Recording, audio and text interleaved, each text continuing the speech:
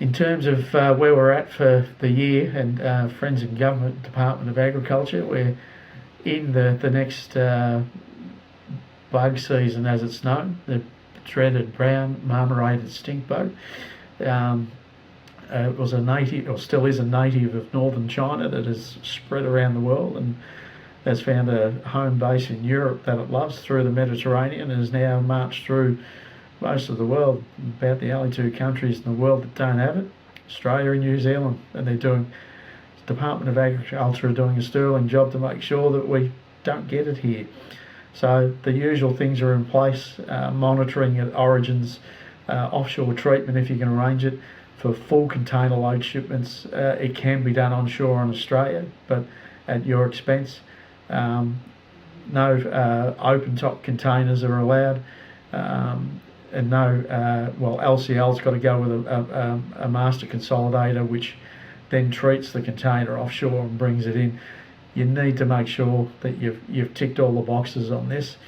We've also found out there's a replacement for methyl bromide fumigation. There's been a long time coming. Ethel Formate is being approved for use as a fumigant in the treatment of, amongst other things, brown marmorated stink bug and other problems of insect origin as well.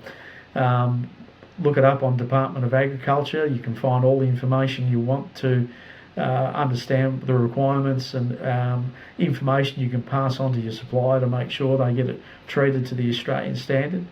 And believe it or not, there is another bug that is now marching its way through the world, and I'm not making this up. It is the yellow spotted stink bug, and it's a distant cousin of the dreaded brown marmorated stink bug. It too has now started turning up in shipments coming into our shores, and that too is a threat as well. So there's now two bugs on the march trying to invade both Australia and New Zealand. Make sure you're aware of that. Make sure that your supplier is aware of that and you're compliant. It's not a hard thing to do. You've got to be compliant. Make sure you've got everything in place, ready to go. Shipments will start landing shortly, particularly from Europe, that need to be compliant. Make sure you've got all your ducks in a row to make sure that your shipments come through in best time and with the least amount of cost attributable on the way in. Important that you get your head around that. Again, we're back into that time of year. Of recent time, we've also learnt that the regional container ports that are going to be set up for a link with rail around each of the capital cities, in Melbourne and Sydney, it's going ahead. Melbourne, they're about to open up a huge facility out north towards Craigieburn.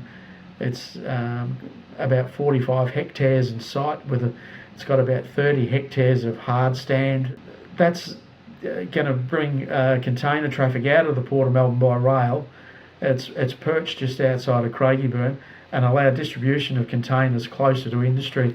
That's going to be in addition to the ones that are probably going to be out east around Dandenong, Hastings, down to Geelong, and out west, out towards Laverton North and places out that way. It's evolving. You need to understand what that's going to mean down the track soon. Melbourne's always been seen as a lucky port, that we're right in the heart of the CBD, and that over time it's served us well. But Melbourne as a port is growing so quickly that they reckon by 2050 we're going to be moving over 8 million containers a year through the port. To be able to move those effectively and efficiently, you can't have trucks coming into the centre of the CBD and then moving through and then effectively tangling with our traffic all across Melbourne. So the strategy is to use these satellite facilities, use rail, and that, as I said, the first one, which has been funded by private money, is now starting to evolve and will be opening soon. So understand, ask your transport company out there, what are the options these days? A lot of transport companies themselves opening up second and third yards to move their containers overnight out to the peripherals of the suburban area. So it's coming. It's going to change the way we look at things.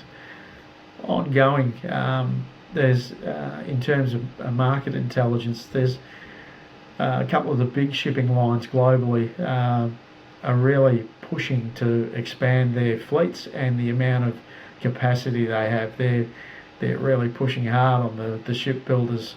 A couple of the major lines, Mersk and MSC, are really hammering out the orders for new ships and new capacity, and it's going to be an interesting watch, because that's going to put pressure on the market, and it'll be interesting to see what happens with freight pricing when those ships start hitting the water and they start bringing those ships online. So be aware, be watching, see what happens, and let's see what happens from the time these new ships make it to the water. If you like these videos and you'd like to see more, don't forget to like and subscribe, and see what else we put online for you.